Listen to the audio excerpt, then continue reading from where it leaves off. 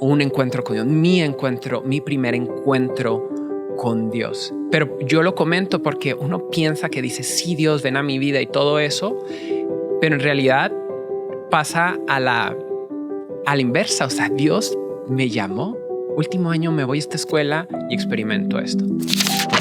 Y me gusta, al comentar eso, me gusta comentar algo que leí de Juan Pablo II recientemente, que le hacen una pregunta y le dicen, si la Biblia se quemara, si se perdiera toda la escritura y pudiera salvar uno de los versos, un versículo, ¿cuál sería? Y él contesta, la verdad los hará libres. Y yo creo que eso fue lo que me llevó a mí, porque era esa búsqueda de la verdad. Cristo es quien nos enseña, a través de la persona de Cristo entendemos qué es ser hombre, y el hombre no se encuentra a sí mismo a través de ser un regalo de sí mismo. O sea, entonces, verdaderamente cuando vemos la cruz, aunque no nos guste porque duele, pero encontramos el significado de nuestras vidas. Si tú y tu esposa están juntos buscando a Cristo, esta familia va a ir por el buen camino. Entonces, si tu familia está buscando a Cristo, busca a esas otras familias que están buscando a Cristo, porque de ellos se aprende mucho. Hola para todos, de nuevo en este encuentro de un cura y un cuento. Y hoy tenemos, como siempre, un gran invitado, Víctor Mendoza. Bienvenido. Gracias, padre. A Víctor tengo la gracia de conocerlo hace 8 años. Más o menos. 8 años que tuvimos la gracia de conocernos a él y a su novia en esa época. Recuérdame el nombre de tu novia. Mi novia, ahora esposa, es Lourdes, pero Lourdes. Le decimos Luli. Luli. Sí, recuerdo que nos encontramos en la parroquia. Habías hecho unos estudios sobre teología del cuerpo. Sí. Estaba en ese momento de mi vida, estaba tomando algunos cursos acerca de la teología del cuerpo. Tomé algunos de los cursos en Filadelfia con el Instituto de Teología del Cuerpo y ahí nos estábamos preparando para la boda y despuesito de la boda nos mudamos a Colorado y fue ahí donde yo hice una maestría en teología en el Augustine Institute. Ok. Esta experiencia, porque es muy raro que un laico quiera estudiar teología. Hay países donde esto es casi que una costumbre. En Grecia la mayoría de gente estudia su profesión y también teología. En Alemania se solía hacer, en algunos países. Pero entre nosotros, hispanos o hispanos que vivimos en Estados Unidos, es muy rara la persona que quiere estudiar teología. Así que llama mucho la atención. Bien, tú eres mexicano. Sí. Tú eres mexicano. Y tu esposa Luli también. También. Ok, ¿viven en Estados Unidos hace cuánto? Bueno, quisiera traer algo un poco simpático de ahorita de lo que comenta de teología. Me acuerdo que cuando empezamos a comunicarle a la gente que yo iba a hacer un posgrado en teología, mi esposa y yo decíamos que cuando veíamos a la gente, yo le decía, voy a irme a estudiar teología. La gente me decía, era la sonrisa así de, ¿y qué vas a hacer? ¡Qué padre! Y en su mente están pensando como, ¿y qué le pasa? Y nos reíamos porque decíamos, es el the look de la teología, de como, qué padre, ¿qué vas a hacer? Y le digo, la verdad no sé, pero sé que tengo que ir a hacer eso. Entonces, contestando su pregunta, mexicano, yo soy nacido y crecido en México, del norte de México. Soy de una ciudad que se llama Ciudad Juárez. Es una ciudad fronteriza con El Paso, Texas. Mi esposa, su familia es de la Ciudad de México y ella, mis suegros emigraron a principios de los 80. Ella nació acá y toda su vida ha crecido aquí. Yo me vine a los Estados Unidos en un cambio de carrera. En el 2010 tenía 25 años, entonces me vine para acá a trabajar. Qué bien.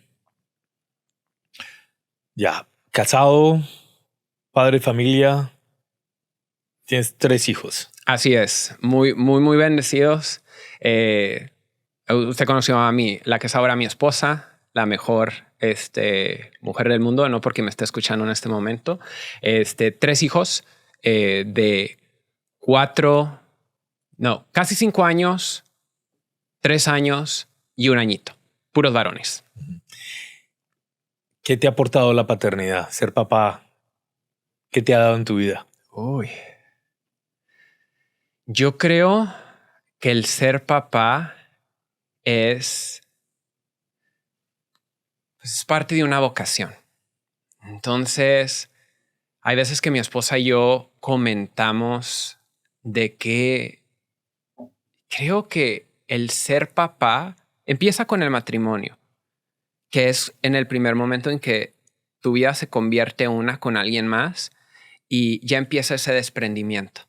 Entonces, cuando llegan los hijos, llega a otro nivel, padre, porque ya es ese momento en el que tienes todavía que salir más de ti mismo, pero si lo ponemos como viéndolo desde el lente del cristianismo, es como verlo a través de la cruz.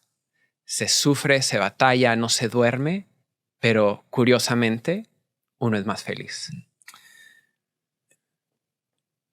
Una frase que cambió mi vida y que estuvo muy vinculada al inicio de mi conversión, que acuñó un sacerdote mallorquín, español, fundador de los misioneros del Verbum Dei, el padre Bonet. Y en una de sus charlas, hablando del amor de Dios, él decía, de la calidad de tu amor depende la calidad de tu vida. Y sí, son estadios mayores de amor que ya sale de la versión del amor egoísta y se desplaza a valorar y querer otra persona. Y esa primera etapa del noviazgo, de encontrar el complemento ideal, la mujer con la cual tú te juegas la vida para el resto. Y luego hay una etapa superior, que es la paternidad. Háblanos de esto. Voy a utilizar otro ejemplo gracioso, pero muy real. Antes de casarme, creía que era un santo. Al casarme, me di cuenta que no lo era. Cuando tuve hijos, me di cuenta, Dios mío, qué tan necesitado estoy de la gracia de Dios. Entonces creo que esa parte superior, cuando te das cuenta de lo que implica ser papá y logras entender, verlo desde el llamado de tu vocación y lo que Dios está esperando de ti, te das cuenta que tú solo no puedes hacerlo. Y no solo eso, sino la responsabilidad, porque Dios está poniendo la responsabilidad de la familia en mis manos, de llevarlos hacia la salvación. Entonces creo que la manera de contestarlo es el darse cuenta, se vuelve en como un sentido de humildad, de darte cuenta de la manera en la que tú, me refiero a Dios, me estás pidiendo que haga esto, yo no puedo. Por eso necesito de tu gracia. Y es entender ese sentido de pobreza. Y ahí es donde uno ve que sí es posible, pero es porque Dios te está dando la gracia, pero es gracia que viene cada día, Padre. Es como el maná en el desierto. Uno quiere todo, quieres que te salga todo perfecto y día con día. Es como, hay días buenos, hay días que yo no debía de haber dicho eso, que tengo que pedirle perdón a mis hijos o lo que sea, porque es eso, o sea, es como, bueno, Dios, yo soy pobre, pero dame tú la gracia para cumplir. Y ahí es donde se entiende la verdadera dimensión de la acción sacramental. Sacramento es acción y presencia de Dios. que interviene directamente en nuestras vidas. Y el amor es exigente. Y el amor sacrificial, que es el amor de entrega del matrimonio y de la paternidad y la maternidad, es mucho más exigente y solo puede nutrirse con la presencia misma del amor, que es el Señor, la acción de Dios. Entonces, ahí vemos ese contenido de misterio, de poder, de acción de Dios que transforma, que da calidad humana, que le da sentido al gesto, a la palabra, al sentimiento, al amor, que le da propósito al hecho de fundar una familia y lanzarse en esta aventura. Qué bello. Bueno, hablemos de esa experiencia de Dios. ¿Cómo se remonta la experiencia de fe? ¿Cómo es la experiencia de encuentro con Dios en tu vida? Uy. Bueno, yo puedo decir, quiero comenzar con decir que fui muy privilegiado por haber crecido en una familia donde la fe era importante. Entonces, y eso, volviendo al lado de la paternidad, eso es algo que yo le tengo que dar crédito a mi papá porque mi papá siempre vio la parte de la fe como algo muy importante de la casa. Entonces era como, yo crecí en México, entonces era como ir a misa. Ir a misa siempre era como, mi papá fue un hombre así muy trabajador, siempre muy constante y el lado de ir a misa era un no negociable. Entonces ahí es donde empieza esto, ¿no? Y viene del lado de mi abuela paterna, que era del rosario y todo. Entonces siempre siento que el lado de la fe fue muy bien visto. Pero eso es del lado de que tu familia te va llevando. En cuestión de formación, no era como si fuera una familia súper formada, que mi papá hizo un posgrado, lo que sea, pero la fe era importante. Y yo me acuerdo, creo que yo quisiera decir que del lado de la fe uno piensa que va y busca a Dios, pero no es cierto. Es Dios quien viene y te busca primero. Entonces, en mi caso, cuando estaba pensando de que ya venía esta entrevista, empecé a pensar como en la experiencia de fe. Y yo tengo una experiencia en la que estoy en la secundaria. Estoy en la secundaria y estoy en una escuela donde me va muy bien, tengo mis amigos, todo está muy bien. Se me mete una idea que digo, esta escuela ya me cansó, ya no me gusta, ya me aburrí de todo esto, me quiero cambiar. Se me mete una idea de cambiarme a una escuela en la que mi hermana había estado y que era una escuela, que resulta ser una escuela de carmelitas, monjas carmelitas. Y en el último año de la secundaria yo me transfiero a esta escuela. Y en esta escuela tuve una monja espectacular de formación humana que aprendí muchas cosas en ese periodo.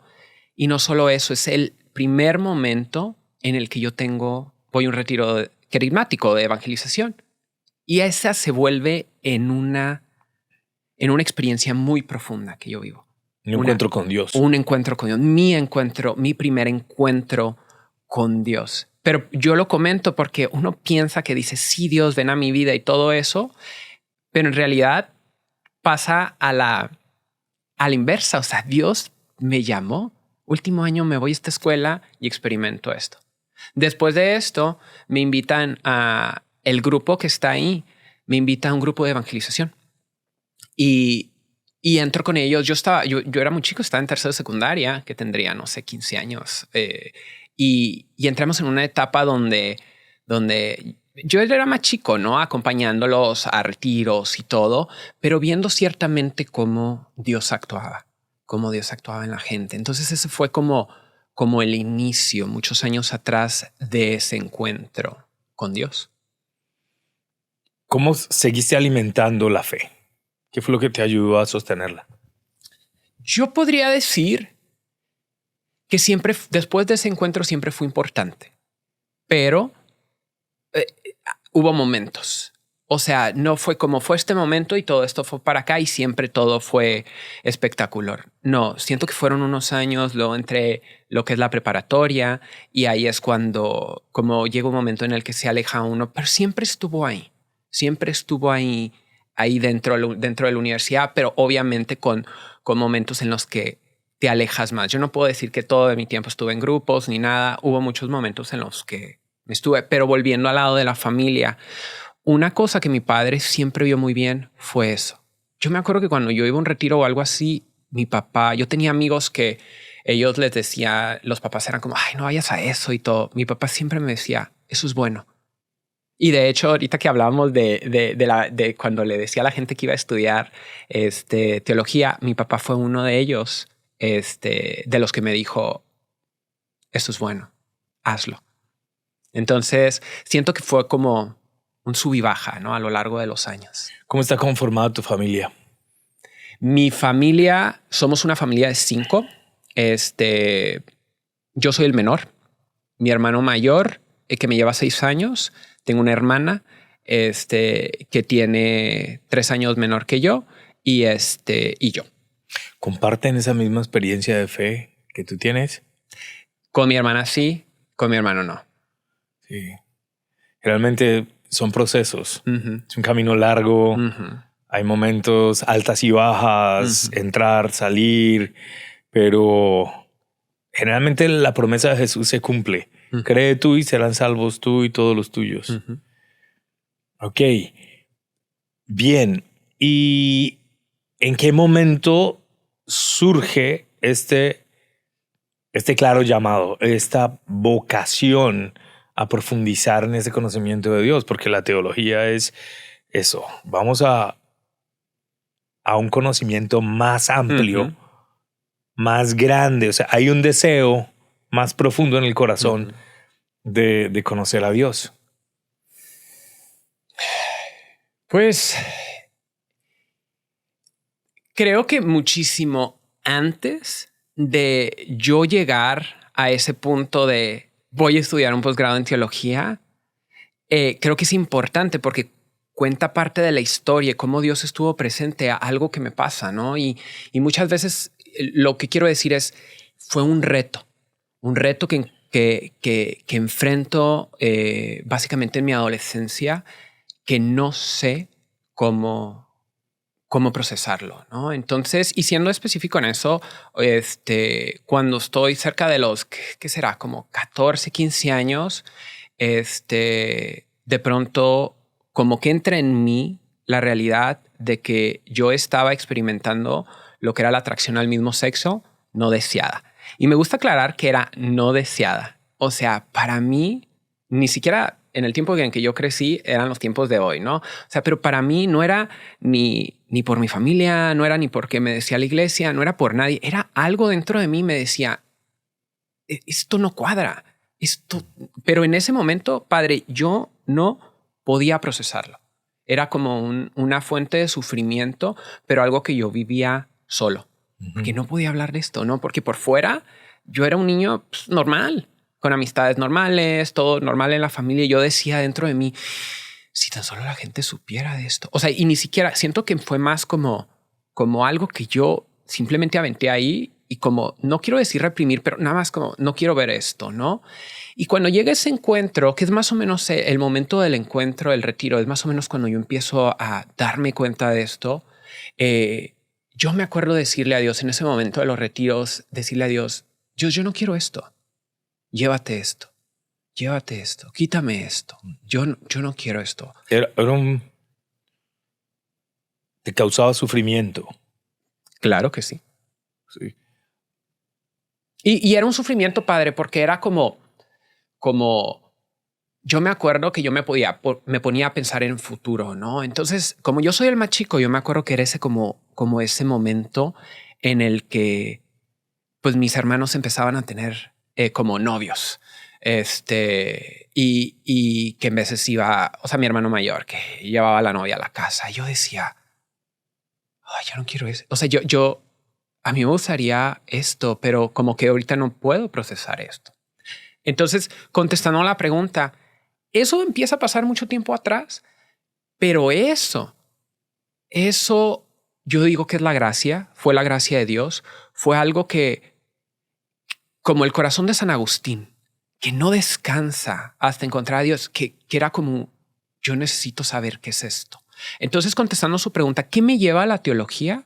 Básicamente, la búsqueda por la verdad. Ujú. La búsqueda por la verdad de mi persona, por la verdad del ser humano. Y me gusta, al comentar eso, me gusta comentar algo que leí de Juan Pablo II recientemente, que le hacen una pregunta y le dicen, si la Biblia se quemara, si se perdiera toda la escritura y pudiera salvar uno de los versos, un versículo, ¿cuál sería? Y él contesta, la verdad los hará libres. Y yo creo que eso fue lo que me llevó a mí, porque era esa búsqueda de la verdad. ¿Qué es esto? ¿Qué es? ¿Tú qué dices de todo esto? Qué bien. Durante la evolución psicológica de los adolescentes, hay un periodo que se llama claramente un periodo de definición, donde se pueden experimentar estos tipos de atracción por el mismo sexo, ¿sí? Tanto en mujeres como hombres. Y es un periodo de afinación, de descubrimiento y de clarificación. ¿Crees que esto era lo que estabas viviendo en ese momento o tu tendencia era algo más fuerte? Sí, porque pasó en ese momento, pero entonces viene el punto que lo explica todo, que lo logro ver después de muchos años, que es el punto de la herida. Eso fue lo que aprendí después. Cuando yo era un adolescente, no tenía idea de lo que estaba pasando en mí.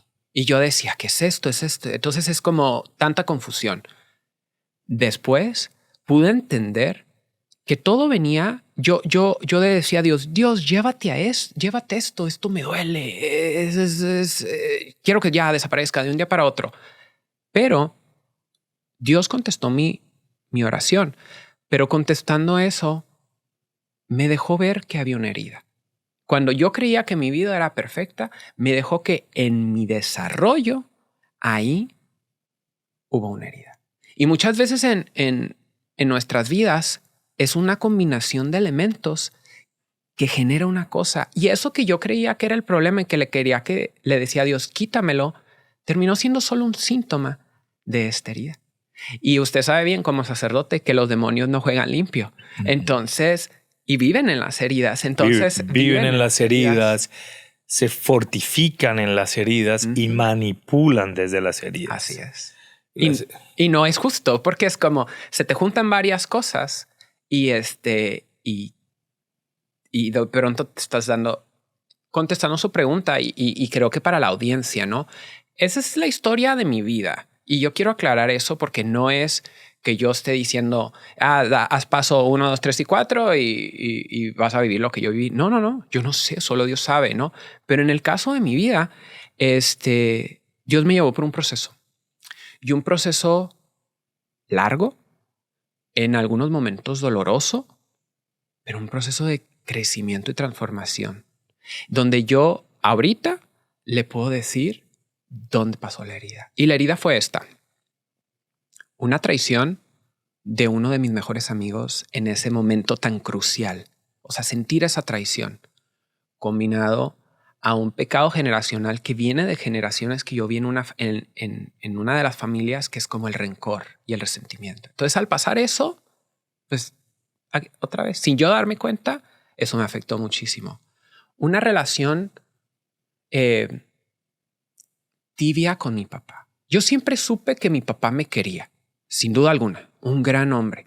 Pero en ese entonces, yo, Víctor, necesitaba tener una relación más profunda de sentimientos. O sea, una relación más profunda. Yo necesitaba una relación más profunda. El apoyo, la presencia, el sentirse querido y aceptado por el papá. Yo creo que eso siempre estuvo. O sea, yo no tengo ni de ese momento, creo que nunca faltó eso, ¿no? Pero tal vez el lado de la expresión, la afectividad, eso fue una de las cosas. Y yo creo que y me gusta mencionarlo, ¿no? Porque yo creo que es fuente de tanto desorden, de tanta confusión hoy en día, que fue la exposición a la pornografía. Entonces, esta combinación, sin yo darme cuenta, en un momento, yo inconscientemente, esto lo digo ahora, hice un voto, dejé de hacer. Todo esto pasó sin yo darme cuenta y empecé, de alguna manera hice como una línea. ¿Qué tipo de voto hiciste? Fue como, al experimentar la atracción, sin yo darme cuenta, fue como un rechazar la masculinidad sin yo darme cuenta. Yo hasta después me di cuenta de todo esto.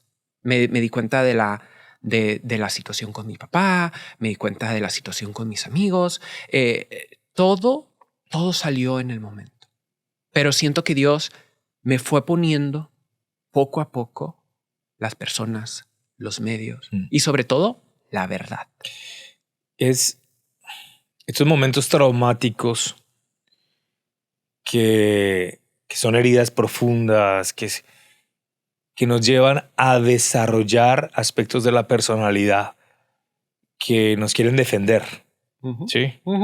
Como la perla. La perla que recibe el grano, que la daña y para defenderse, pues va recubriendo capas y capas y capas hasta hacer algo hasta ser bello. La dificultad que tenemos muchas veces es de confrontar la herida, buscarla, confrontarla, llamarla por su nombre, poder reconocerla, porque es más fácil huir o buscar falsas soluciones. Ahorita citabas que lo que te salva en este momento es poder reconocer esto con la verdad. Sí. Cristo es la verdad. La experiencia de fe en Cristo es la verdad que nos permite mirarnos a nosotros tal y como somos y, bueno, decir, aquí estoy. Hoy, el día que estamos grabando, celebramos la fiesta de San Mateo. Y uno de los aspectos y no quiero hacer humildad de esto, pero adelante, padre. Pero uno de los aspectos más bonitos de esta vocación, de este llamado, es que Mateo no era bueno. Mateo era un hombre sometido al pecado, ejecutor, digámoslo así.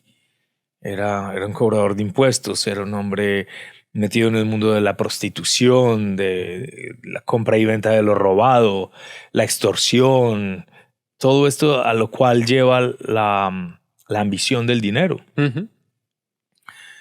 Pero hoy recordamos a Mateo, no por todo eso malo que hizo, que era viejo en años y en maldades. Hoy lo recordamos fue por esa mirada amorosa, que es una mirada de verdad, que Cristo tuvo por él. En esa mirada él experimenta esta transformación, este nuevo valor, y lo recordamos por el martirio, que fue testigo de Cristo hasta el final, pero con una nueva vida espectacular. A partir de ese momento de verdad, de experimentarse mirado por la verdad misma que es Cristo y la compasión. Así es. Sí. Sí, definitivamente es que es al llegar a la verdad, encontrarse con Dios, pero también una parte importante es entender que este camino no se camina solo. O sea, es cuando nos ponemos a ver en la historia de la salvación y cómo Dios nos pudo haber salvado de otra manera. Pero Dios nos dio esa tarea para que todos en distinto nivel podamos contribuir. Y lo que quiero decir con esto es que, al menos yo puedo decir, en mi vida, yo no hubiera llegado a Dios si no fuera por otra gente. Yo no hubiera sanado las heridas si no fuera por otra gente. O sea, y para cualquier persona que nos esté escuchando, es algo que debemos entender, que Dios nos escucha, pero hay que salir de nosotros.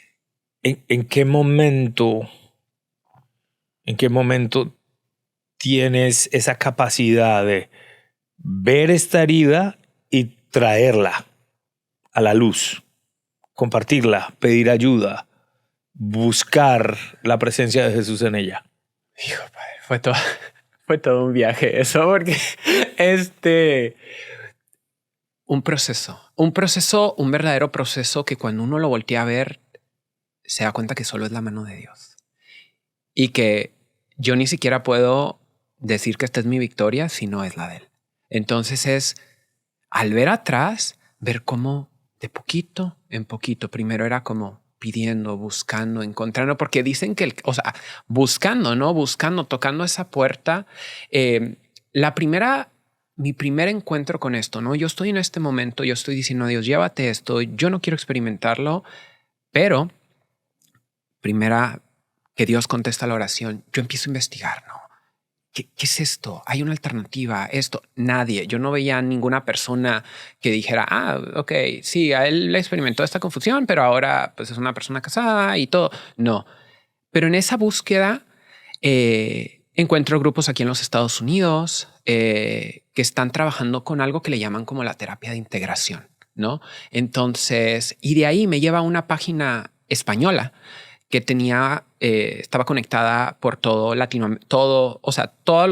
países de habla de español, de habla hispana. Y es la primera vez en mi vida en el que yo lo digo, me encuentro con la verdad, donde yo veo la posibilidad de esto es una herida. Y todo me hizo sentido. Entonces, de yo creer que mi vida era perfecta, empieza una introspección a través de recursos, personas que voy conociendo. Todo esto es online. Entonces, y yo empiezo a ver, examinar, ir para atrás, ver cómo fui creciendo y empiezo a ver las cosas. Cuando digo que no puedes hacer las cosas solo, es porque fue un proceso lento.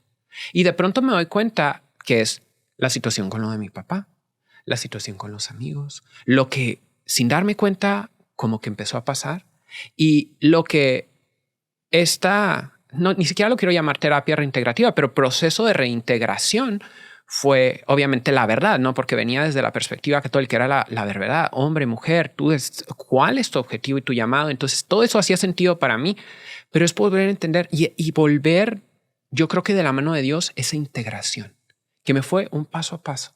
Y en mi caso pasó desarrollando relaciones. Dios me puso los medios para vivir etapas que me perdí. Por ejemplo, yo me había perdido la etapa de tener un grupo de amigos hombres y sí tenía un grupo creciendo, pero no tenía como la confianza. Nunca había sentido esa como unión. Dios me da la oportunidad. Conozco, cuando yo ya estoy terminando la universidad, entro como coordinador de confirmaciones con un grupo que eran más jóvenes. Dios se usó de esa oportunidad para sanar heridas ahí. Y viví cosas que yo me acuerdo que mis amigos estaban en la universidad y tenía ese grupo de amigos, pero entonces tenía un grupo de amigos que hasta la fecha somos muy amigos y fue un momento en el que Dios me permitió sanar. Uh-huh. Ahora, me llevó con la relación del Padre. Le doy gracias a Dios que me dejó saber en el momento. Porque pude entender a mi papá. Y muchas veces es muy fácil encontrar heridas y decir me faltó. Ahora que soy papá, digo, qué difícil es. Y entra tanta comprensión, ¿no? Pero logré entender que a lo mejor si mi papá no era afectivo, era porque no habían sido afectivos con él. Uh-huh. Y tal vez esa era la manera, no se podía expresar. Nadie puede dar de lo que no tiene. Aún me acuerdo. Entonces, a mí, yo siento que el llamado, lo que Dios me dijo es, tú da el paso, tú acércate. Pero a mí tú acércate. Y Dios me dio la personalidad, yo soy extrovertido y todo. Me acuerdo que fue un proceso de años en el que la relación empezó a cambiar. Y yo me acerqué, todavía me acuerdo, el primer día que le dije, papá, te quiero. Ya está mi papá, como que se sacó de onda, ¿no? Pero siento que Dios me llevó a ser yo el que diera el abrazo, ser yo el que dijera. Y a lo largo, y me da un poco de nostalgia, ¿no? Porque mi papá falleció hace 4 años. Pero la verdad es que le agradezco a Dios por esto. O sea, porque si no hubiera sido por eso, no hubieran pasado las cosas que pasaron. Mi papá Mi papá fueron como hace aproximadamente como 5 años atrás lo diagnostican de cáncer. Para ese entonces tenemos una relación espectacular. Mi papá era mi amigo, mi soporte. Y lo diagnostican de cáncer. En el 20 mi papá fallece con la combinación de... tenía cáncer terminal y contrajo COVID. Entonces fue un momento dificilísimo para nuestra familia, separados, esto, el otro. Pero no hay mayor satisfacción cuando te despides de alguien, sabiendo el momento más verdadero. Que lo dijiste todo. Sí. Que le diste todo el amor, que te lo dio, que porque mi papá en algunos momentos posteriores fue como mi proceso de quien me afirmaba y todo. Por eso fue tan difícil cuando murió, ¿no? Ya después uno entiende, ¿no? Desde la vista de la fe uno puede entender todo, ¿no? Pero bendita sea la herida cuando Cristo la transforma. Y no solo eso, o sea, porque en todos los aspectos, Padre, porque fue eso, fueron los amigos. Hoy en día puedo decir que tengo amigos. Era lo que mi corazón estaba verdaderamente buscando. Y amigos que conocen mi corazón. Y eso es, quien encuentra un amigo encuentra un tesoro. Y Dios me ha bendecido con tener amigos que conocen mi corazón. Y es otra de las cosas que yo digo, gracias Dios. Ahora, ahí viene otro punto. Mi esposa. Yo no estaría casado con la mujer que estoy casado si no fuera por la herida transformada. Porque probablemente si mi vida hubiera sido distinta y si no hubiera habido tanto sufrimiento y todo, hoy se lo agradezco a Dios. Y hubo hubo en una ocasión que alguien me preguntó si tú pudieras pasar por lo mismo, ¿lo harías? Yo digo sí. Hoy vivimos en un mundo de confusión, donde a jovencitos están pasando por el mismo proceso que tú pasaste. En vez de darles la oportunidad de conocerse a sí mismos, de hacer un trabajo que no se ahorra, de abrirse a la fe, al sentido de la vida, a la amistad, a reconstruir el amor, a descubrir cómo sanar las heridas, la solución es alterar tu cuerpo, lánzate a caminos que son verdaderamente de una violencia, que ahorita quiero que entremos como a la respuesta que es la teología del cuerpo a todo esto.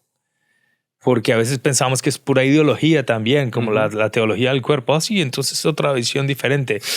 No, es un remedio. Es una sanación y el testimonio es la experiencia que tú llevas. Y lo he visto en muchos de las personas con que he compartido y quien ha estado aquí también. Como una herida, después de sanada, se vuelve la motivación para ayudar a los demás. Se vuelve una inspiración. Porque quieren compartir lo bueno que les ha acontecido, porque quieren ser esa mano sanadora también para muchos otros. ¿De qué manera esa teología ya viene a darte luz y herramientas para volverte agente que da razón, que ayuda a sanar y a transformar? Yo quisiera primero decir que en el momento en el que yo me encuentro con la teología, es como encontrarte con todo y es lo mismo y te está llevando a esto. Pero en el momento en el que yo empiezo a aprender todo esto, la primera cosa que me sucede a mí es logro entenderlo. Obviamente se entiende, ¿verdad? Pero todo hace sentido. Y es lo maravilloso de nuestra fe, porque es todo embona perfectamente y lo más que encontramos es como tiene razón. Y de esa misma manera, no solo eso, sino, o sea, es como entender cuál es tu llamado. si soy hombre, ¿por qué? ¿Cuál es el significado de esto? ¿Qué es lo que Dios espera de mí? ¿Qué es todo? Es esa como explicación y también el hacer claro, pues sí, yo creo que es como el llamado. Entonces así entra la teología, me hace el sentido de todo lo que viví, me doy cuenta que es cierto, que cuando muchas veces hoy en día es como, ay, la iglesia es tan restrictiva y esto y el otro y no puedes hacer nada, pero cuando te das cuenta verdaderamente lo que hay detrás de todo es que uno encuentra la plenitud. Ahí está la plenitud del ser humano. Y la plenitud del ser humano no es toma una identidad que no es la tuya, no es la que te dio Dios, no es la que representa tu cuerpo. Una de las cosas tan impactantes y tan maravillosas de nuestra fe es que la parte física es tan importante. Para usted, sacerdote, cuando está sosteniendo la hostia, tiene a Cristo ahí. Por eso importa la parte física. Tu cuerpo, tu sangre.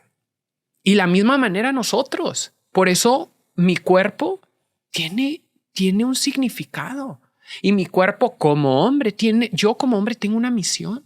Y mi cuerpo no hace sentido solo. Hace sentido solo en unidad. Todo se alinea, todo se encuadra perfectamente. E incluso del lado de entrando al matrimonio, que al hablar de teología del cuerpo no necesariamente vas a entrar al lado sexual y el matrimonio, pero se vuelven uno.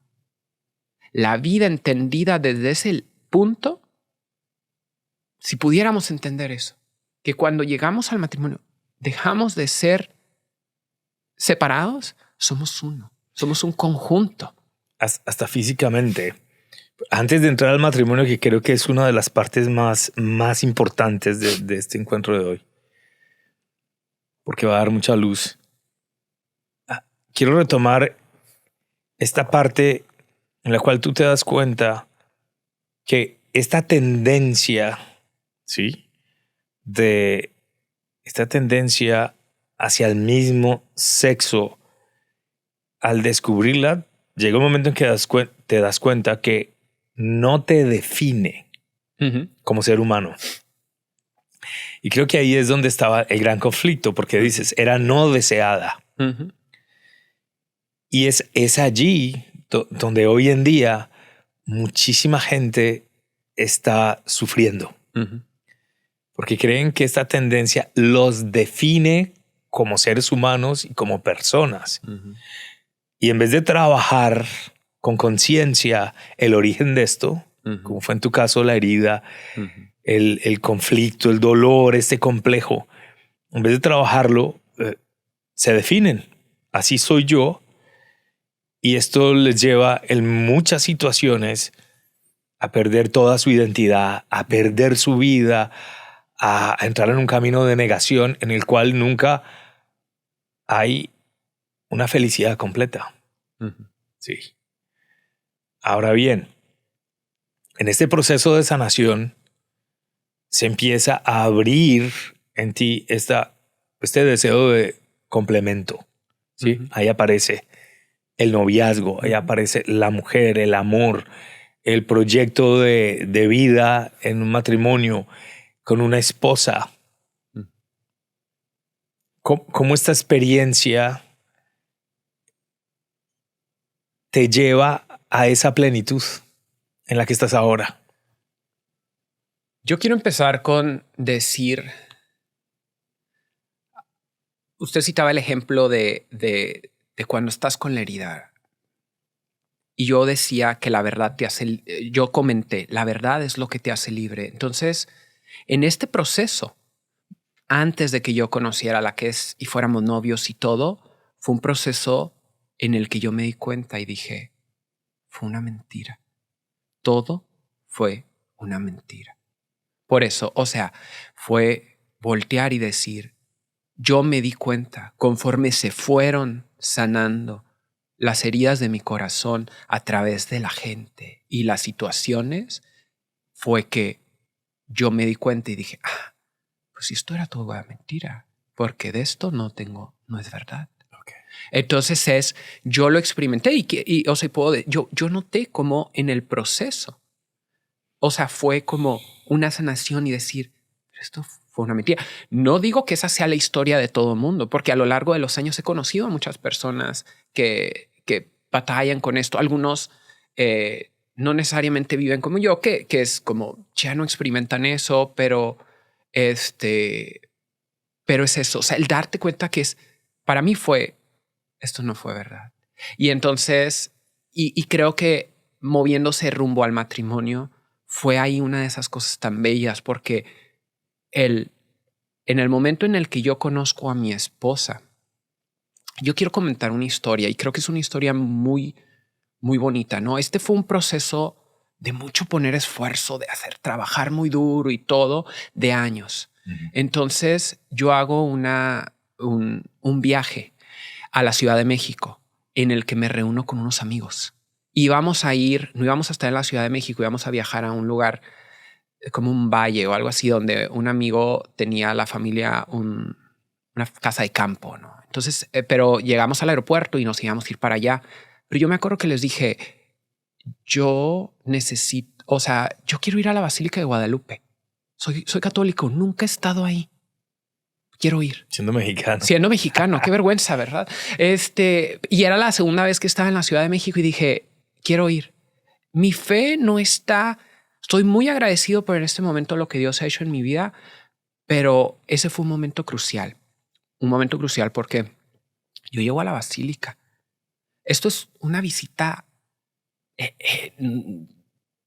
que nomás íbamos a llegar ahí y todo porque yo quería llegar. De pronto se transforma en que Víctor está llorando ahí y yo tengo un encuentro profundísimo en ese momento. Y lo que sucede es que cuando yo llego ahí, gracias a Dios, llego ahí, yo llego cansado de hacer un esfuerzo yo. Muchas cosas estaban muy bien, no estaba en la situación en la que estaba antes, pero me sentía agotado como de hacer el trabajo y esto y el otro. Y ahí precisamente había terminado una relación con alguien que había terminado no mal, porque creo que la viví bajo la perspectiva cristiana, pero sí como con un mal sabor, ¿no? De ciertas cosas ahí que pasaron. Entonces yo me acuerdo que yo siempre le había huido al sacerdocio, sin ofensa. Entonces yo decía, ay, no, eso no es para mí. Yo siempre decía, yo me quiero casar, pero fue uno de esos momentos en la vida en los que se rinde uno. Y yo me acuerdo que yo llegué, fue un momento muy impactante y yo le dije a la Virgen, ¿sabes qué, madre? Hazte cargo. Me siento muy cansado. Y yo no siento que hay ciertas cosas con las que todavía estoy batallando. Hay ciertas cosas y me siento muy cansado de todo esto. Le dije, hazte cargo. ¿Quieres que sea sacerdote? Lo soy. Enséñame. O sea, ¿quieres que tu hijo quiere que sea sacerdote? Muéstrame el camino. Le dije, pero si me llamas al matrimonio, ya no voy a salir con nadie, pero transfórmame en el hombre que necesito ser. Y me acuerdo que, o sea, dije, transfórmame en el hombre que necesito ser. Y fue un momento crucial en mi vida de fe. Ese fue un momento crucial. En el momento en el que metí a la Madre de Dios. A la Virgen. Y todo entró, como dicen los americanos, en steroids. O sea, a 1000 por hora. De ahí fue un momento de conversión en el que yo realmente había conocido gente acá en los Estados Unidos, pero fue en el momento en el que tuve una convicción. Y fue, yo voy a seguir a Dios. Tú dime lo que tenga. Y fue aquí donde entré con todo lo de la teología del cuerpo y todo. Entonces, es curioso porque cuando uno involucra a la Madre de Dios, uno logra ver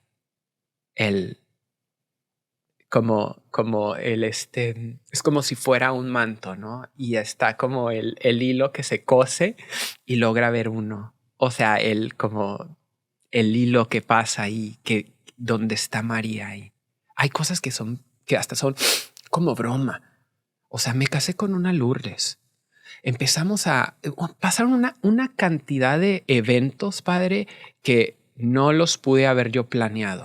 El día que le digo a la que es ahora mi esposa, que fuera mi novia, un 13 de mayo, el día de Fátima, le propongo matrimonio en Fátima. No, es una de eventos de que yo noté que la Madre de Dios vino. Y se cumple una de las promesas que ella hizo claramente a San Juan Diego. Sí. Quiero que me construyan aquí una casita donde voy a atender las necesidades de todos los adoradores de mi hijo. Bellísimo. Ok. Y sí, es cuando uno se abre a la intervención divina. Sí, y María, que es totalmente humana, madre del verdadero Dios por quien se vive, su poder de intercesión y su capacidad de entendernos en nuestra humanidad tal y como es, con amor de madre, pues solo podemos esperar lo mejor. Lo mejor. Bien, ¿y en qué momento encuentras tú a Lourdes en tu vida? Es muy interesante porque nos conocemos, de hecho, previo a este viaje yo soy mexicano, como dije, en una fiesta del 16 de septiembre, que es el Día de la Independencia. Resulta que nuestros hermanos son amigos de un grupo que no tiene nada que ver con la iglesia. Entonces nosotros llegamos a una fiesta del 16 de septiembre, los dos, y ahí nos conocemos. Pero ahí no empieza la historia.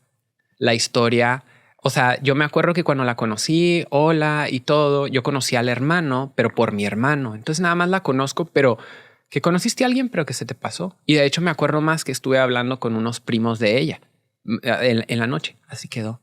Y un día, años después, yo ya, después de que pasa todo esto, yo estoy integrado con conozco un grupo de muchachos de Regnum Christi que me invitan a un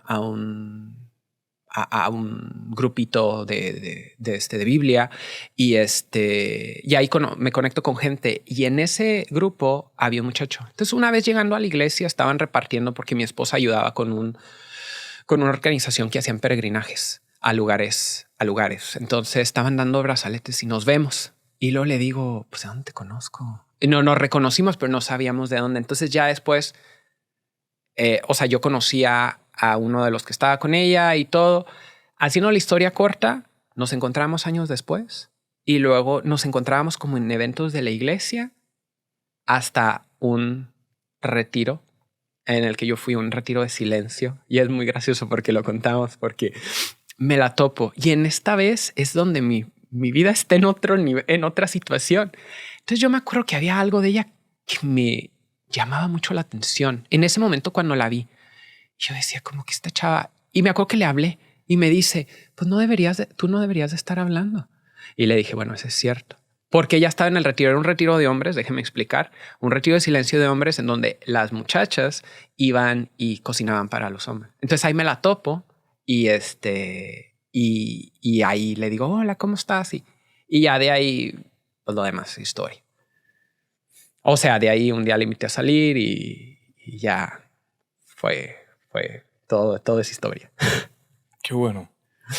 Sí, cuando yo los conocí todavía estaban de novios. Estábamos de novios. Estaban de novios, sí. Y recuerdo muy claramente que como al año y medio, casi a los 2 años, me cambiaban de parroquia y yo quería que ustedes fueran a trabajar conmigo, con el grupo de jóvenes y a evangelizar. Como pareja dijeron, no, padre, me voy a hacer mi especialización en teología del cuerpo. Ya nos veremos después. Esta es la primera vez que nos vemos después de... Así es. De todos esos años. Y qué bueno. Qué bueno. Ahora, eres papá ya. Ya eres padre de familia. No papaya, papá.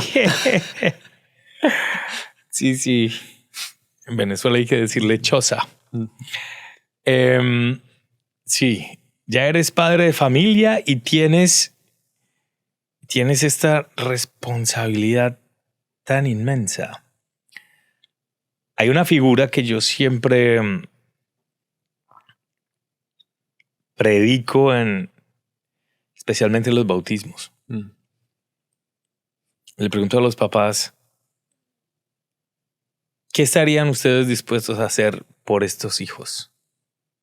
Por su hijo, por un hijo. Wow, las respuestas son siempre heroicas y siempre se van a los extremos. Oh, yo daría la vida, padre. Si te toca donar una córnea, la dono. Si mi corazón, lo que sea, mi vida, mi sangre toda, todo lo que yo puedo hacer para que esta criaturita esté bien. Esa experiencia de amor tan grande a mí me da pie para recordarles que así mismo Dios los ama. Así como tú amas a tus hijos, así Dios te ama a ti. Así Dios te ama a ti. Con ese amor incondicional, total, entrega, devoción y capacidad de sacrificio. Ya lo vemos a Jesús en la cruz. Sí. Sacrificio total. ¿Cómo tu amor se enriquece con esta paternidad? Es como le decía al principio, padre, obviamente esa es otra etapa. Sí. Entonces es otra etapa donde uno se va a la gracia. Y obviamente la respuesta heroica, ¿no? Yo creo que cualquier padre contestaría eso.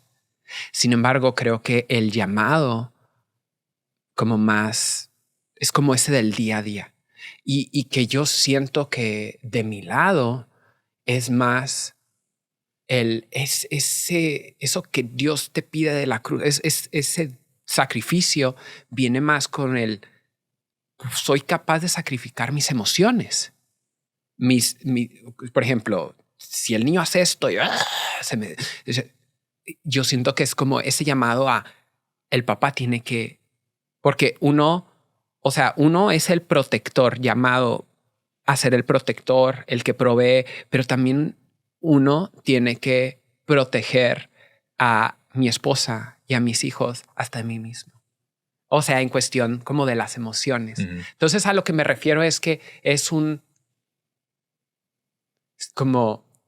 lo dije al principio, es pedir por la gracia para poder amar con esa manera sobrenatural que Dios espera de nosotros. Que cuando uno lo ve y dice, o sea, ve que el día fue bueno, que esa conexión con los niños y todo, es precisamente, tú sabes que es Dios el que te está dando la gracia.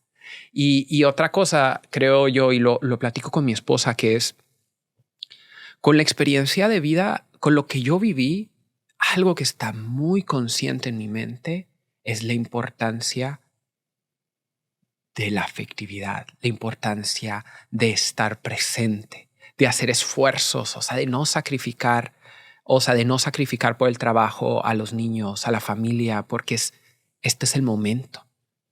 Y es como sumamente importante. Entonces es más como ahorita que menciona los santos, ¿no? Como un San José. Cumplir parece tan insignificante, pero es tan importante, porque ahorita son los años de la formación. O San José María Escrivá, o sea, es en lo que tienes ahí sé santo. Yo lo he visto en muchos casos, en muchas situaciones de padres y madres que en lo práctico, en la realidad, en el diario vivir, abandonaron a sus hijos. Porque por tener una vida mejor se metieron en más deudas, entonces tienen que trabajar más, entonces terminan con 2 trabajos cada uno y para darles cosas a los hijos. A la final los hijos terminan abandonados, descuidados, con heridas que les generan unos vacíos afectivos, un desorden, y esto termina con desplazamientos afectivos a otras personas, a otros grupos, a otra gente. Y a la final quieren reparar cosas que que no debían haber sucedido por este abandono. Lo que tú decías, San José, en su responsabilidad de su diario vivir, afrontar con amor, con presencia, con cariño, con corrección también, que es muy importante. Este asumir que una vida cumplida no es tanto tener un coche, una casa muy bella, una carrera bien hecha, sino una familia hermosa. Porque las familias disfuncionales están al orden del día, pero se pueden volver funcionales cuando asumimos el ritmo de la vida y la responsabilidad que nos toca en el momento dado. Ahorita que menciona eso, me gustaría comentar, mi esposa y yo teníamos un grupo de amigos que son varias familias, ¿no?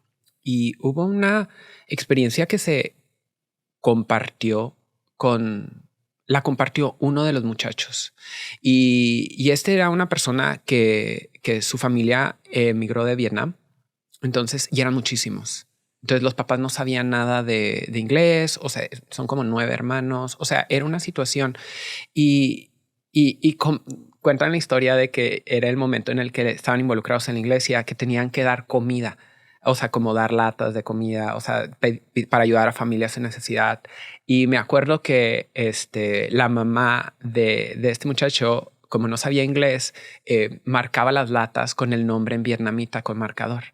Entonces, pues agarraron de las latas y las dieron para alguien, o sea, para ayudar, ¿no?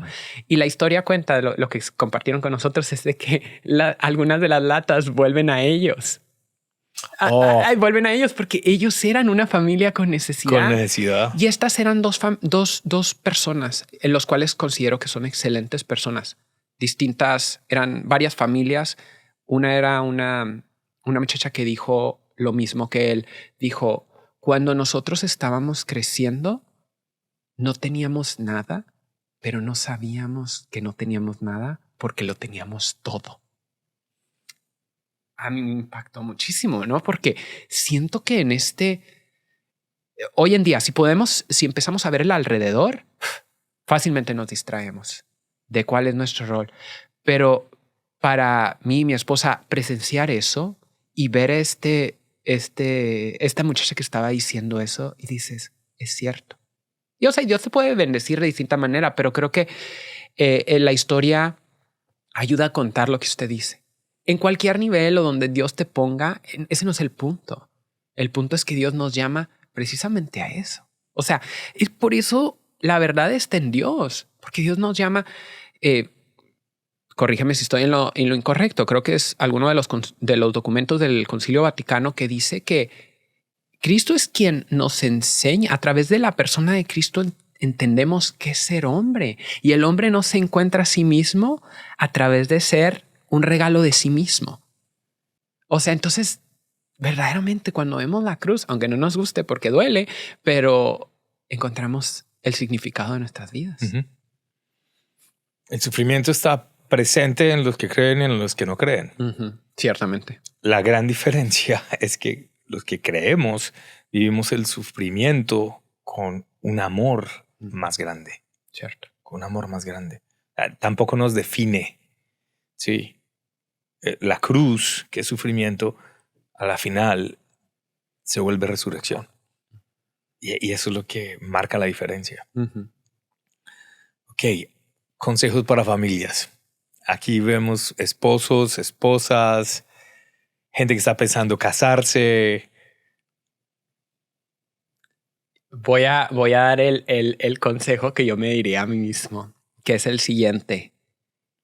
No se aíslen y busquen a otros. Porque siempre están... Yo siento, ¿quién soy yo para dar un consejo? La verdad, porque lo que yo les puedo decir a las familias es, yo estoy igual que tú, pero hay una cosa tan buena cuando se reúnen familias con un objetivo. Es como un matrimonio, ¿no? Si tú y tu esposa están juntos buscando a Cristo, esta familia va a ir por el buen camino. Entonces, si tu familia está buscando a Cristo, busca a esas otras familias que están buscando a Cristo. porque de ellos se aprende mucho. Entonces no es que uno sepa, no, porque cuando se juntan muchas familias y empiezas a platicar, te das cuenta que pues tú estás viviendo lo mismo que yo y tú estás batallando con esto. Entonces era lo que yo le decía al principio, se vuelve algo comunitario. Y entonces tú no estás solo y estás más protegido de que se te meta una idea loca a la cabeza y empieces a irte por alguna de estas. Uno se puede ir por todos lados, ¿no? Pero cuando ves y le digo, hace poco conocí a un señor en nuestra parroquia, familia fabulosa. Y me acuerdo que me impactó mucho, que creo que es el valor de conocer a otra gente y que está buscando a Cristo.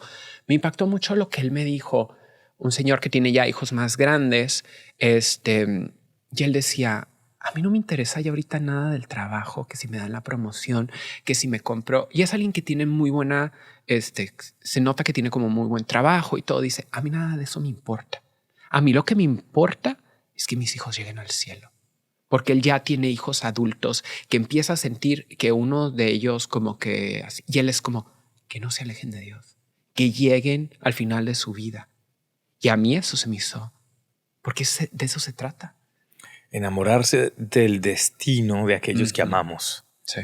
Y al final, para los que conocemos a Cristo, sabemos que ese destino es Cristo. Sí, qué bello. Mucha gente estará pensando, ¿será importante para mí aprender teología del cuerpo? ¿O esto es muy complicado? ¿De qué les sirve estudiar teología del cuerpo? ¿A los papás para educar a los hijos? ¿A los jóvenes adultos? ¿O a los adolescentes que están en estos periodos? ¿Dónde pueden encontrar formación al respecto? Si es del lado de inglés, hay muchísimo. Es todo lo que viene del lado del Instituto de Teología del Cuerpo en Filadelfia. Del lado de español, hay una persona en México que tiene una organización que se llama... Hay varias organizaciones, pero una que se me viene, él es de hecho americano, pero vive en México y da todas las charlas en español. Se llama Evan Lemoyne y tiene una organización que se llama Amar al Máximo. Entonces, conforme pasa el tiempo, hay muchísimos más recursos. Es cuestión nada más de buscar teología del cuerpo y obviamente si tienen el acceso a lo del inglés, hay muchísimo, pero es creo uno de los mayores. O sea, si uno ve como Christopher West, hay videos traducidos. Entonces, que te empieza a dar como una idea de qué se trata todo esto, que en realidad pues hoy no llegamos de fondo, ¿no? Ajá. Pienso que tendríamos que hacer un segundo podcast. Probablemente. Específicamente sobre teología del cuerpo. Probablemente. Que le dé mucha luz a nuestra gente. Víctor, gracias por abrir tu corazón. Gracias por ser esa luz y ese testimonio tan grande. Yo sé que hoy el Señor, a través de esto, va a tocar muchísimos corazones, va a dar mucha esperanza. Esto es grandioso. Que Dios te bendiga. Gracias, Padre, para la gloria de Dios. Alabado sea el Señor. Hombre, invitadísimo, la verdad. Sí, invitadísimo para una próxima edición de nuestro programa. Gracias por compartir tu cuento con nosotros. Es un placer. A todos ustedes, el Señor los bendiga mucho. Ha sido una experiencia maravillosa, como siempre. Que hoy, con estas palabras que el Señor está tocando tu corazón, o le digas que sí y le abras y no tengas miedo. Que Él cuando llega a nuestras vidas, las transforma para bien. Felicidades para todos. Gracias.